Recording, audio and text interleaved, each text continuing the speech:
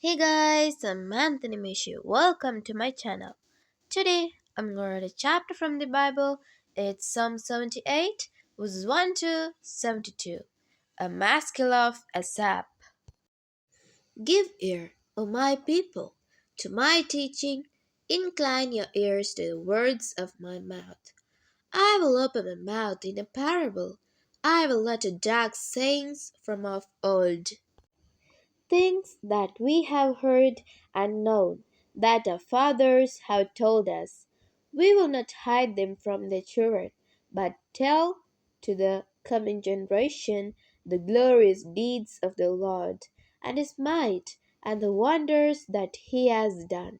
He established a testimony in Jacob and appointed a law in Israel, which he commanded our fathers to teach to their children, that the next generation might know them, the children yet unborn, and arise and tell them to their children, so that they should set their hope in God and not forget the works of God, but keep his commandments, and that they should not be like their fathers, a stubborn and rebellious generation, a generation whose heart was not steadfast, whose spirit was not faithful to God. The Ephraimites, armed with the bow, turned back on the day of battle. They did not keep God's covenant, but refused to walk according to his law. They forgot his works and the wonders that he had shown them. In the sight of their fathers, he performed wonders in the land of Egypt, in the fields of Zoan. He divided the sea and let them pass through it, and made the waters stand like a heap. In the daytime he led them with a cloud, and all the night with a fiery light. He spilled rocks in the wilderness, and gave them drink abundantly as from the deep. He made streams come out of the rock, and caused waters to flow down like rivers. Yet they sinned still more against him, rebelling against the Most High in the desert. They tested God in their heart by demanding the food they carved.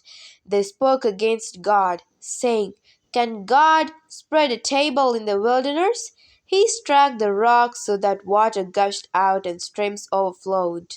Can he also give bread or provide meat for his people? Therefore, when the Lord heard, he was full of wrath. A fire was kindled against Jacob.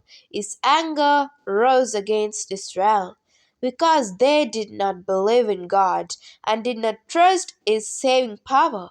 Yet he commanded the skies above and opened the doors of heaven, and he rained down on them manna to eat and gave them the grain of heaven. Man ate of the bread of the angels. He sent them food in abundance. He caused the east wind to blow in the heavens, and by his power he led out the south wind. He rained meat on them like dust, winged birds like the sand of the seas. He let them fall in the midst of their camp, all around their dwellings, and they ate and were well filled, for he gave them what they craved. But before they had satisfied their craving, while the food was still in their mouths, the anger of God rose against them, and he killed the strongest of them, and laid low the young men of Israel. In spite of all this, they still sinned. Despite his wonders, they did not believe. So he made their days vanish like a breath, and their years in terror. When he killed them, they sought him. They repented and sought God earnestly. They remembered that God was their rock, the Most High God their Redeemer. But they flattered him with their mouths. They lied to him with their tongues. Their heart was not steadfast toward him. They were not faithful to his covenant. Yet he, being compassionate, atoned for their iniquity and did not destroy them. He restrained his anger often and did not stir up all his wrath. He remembered that they were but flesh, a wind that passes and comes not again. How often they rebelled against him in the wilderness and grieved him in the desert. They tested God again and again and provoked the Holy One of Israel.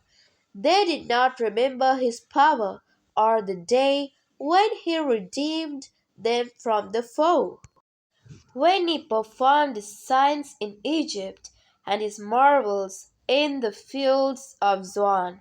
He turned their rivers to blood, so that they could not drink of their streams. He sent among them swarms of flies, which devoured them, and frogs, which destroyed them.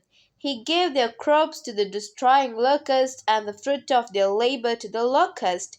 He destroyed their vines with hail and their sycamores with frost. He gave over their cattle to the hail, and their flocks to thunderbolts. He let loose on them his burning anger, wrath, indignation, and distress, a company of destroying angels. He made a path for his anger. He did not spare them from death, but gave their lives over to the plague. He struck down every firstborn in Egypt, the first fruits of their strength in the tents of Ham. Then he led out his people like sheep and guided them in the wilderness like a flock. He led them in safety so that they were not afraid, but the sea overwhelmed their enemies.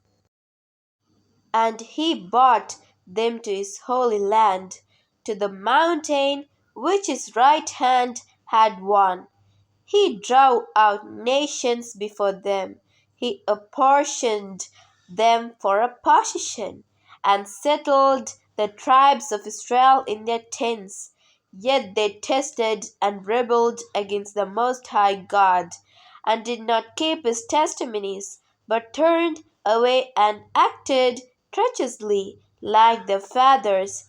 They twisted like a deceitful bow, for they provoked him to anger with their high places. They moved him to jealousy with their idols. When God heard, he was full of wrath, and he utterly rejected Israel.